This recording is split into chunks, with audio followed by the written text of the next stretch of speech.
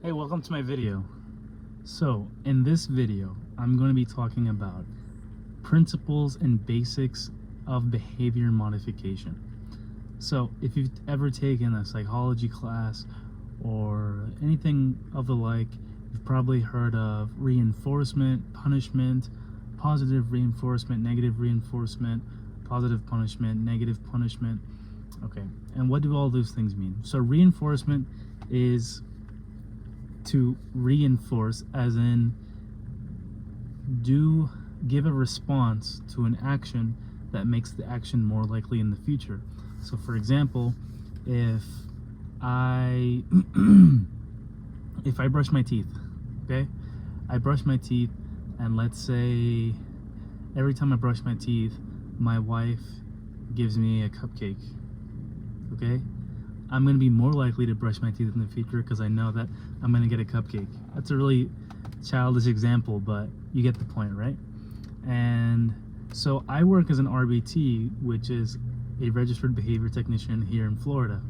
So I work with kids with autism and try to help them to change their behavior and decrease problem behaviors and try to do functional things like brushing their teeth. Actually, there's one client that I work with, and I try to teach him how to brush his teeth and use these behavior principles to get that task done, right? And make that into habits. So these behaviorism principles, these are things that we can apply to our lives. So let's say, for example, with me, something that's intrinsically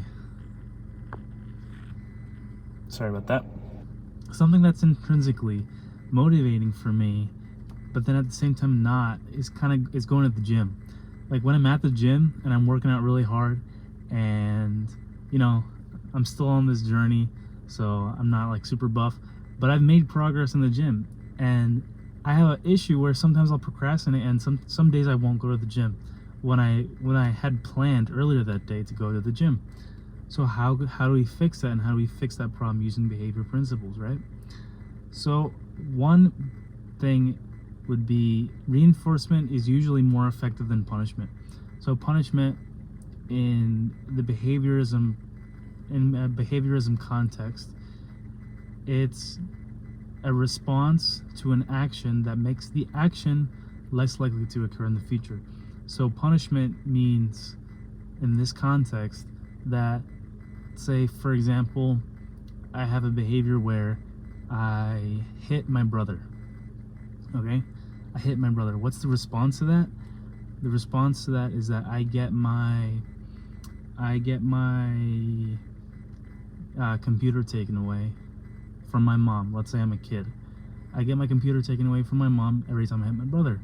So I'll be less likely to hit my brother in the future. It's very straightforward. Don't let the labels confuse you. So I would say that reinforcement usually works better than punishment.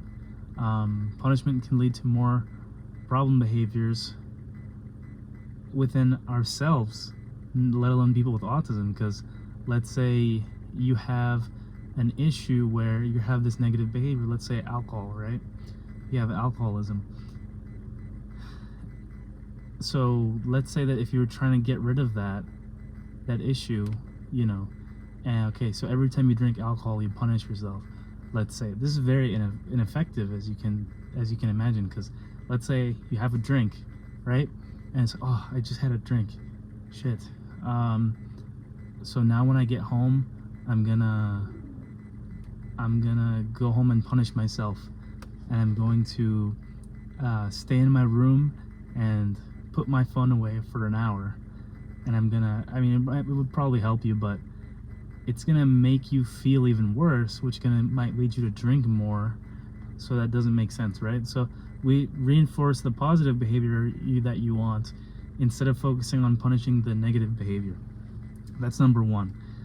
And so in this example of going to the gym, what can we do? So let's reinforce going to the gym, right? So, and this might sound counterintuitive, but let's say for now, you're just starting. Every time you go to the gym and you do an exercise, okay, you're gonna reward yourself with one thing. really ask yourself or write down, what's one thing that you really love? Okay? For me, I really love, like, you know, the Heath bars, like the toffee candy bar? I really love those.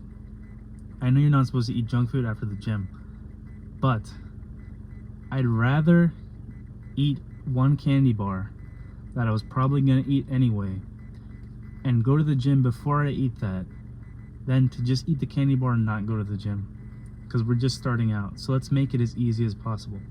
So earn that preferred item after you go and do that activity that you want to increase the likelihood in.